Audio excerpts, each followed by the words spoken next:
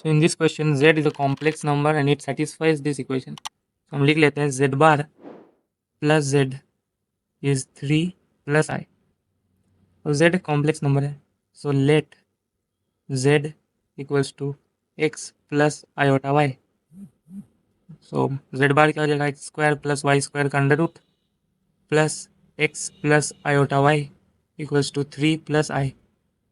अब x plus x square plus y square ये एक रियल पार्ट है plus iota y, this is 3 times 3 plus I.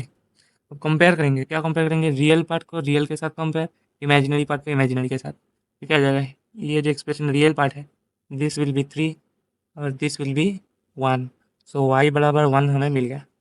Now I am putting that in the real part. So x plus under root x square plus 1 equals to 3.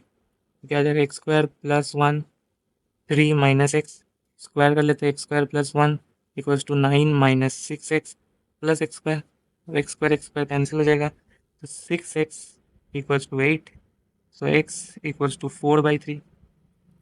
z क्या आ जाएगा, z आ जाएगा 4/3 plus आई. z हमारा 4/3 plus आई आ जाएगा. तो यहाँ से z का modulus has to be under root 16/9 plus 1 which is under root 25/9 which is 5/3. So final answer to this question is 5/3, option B.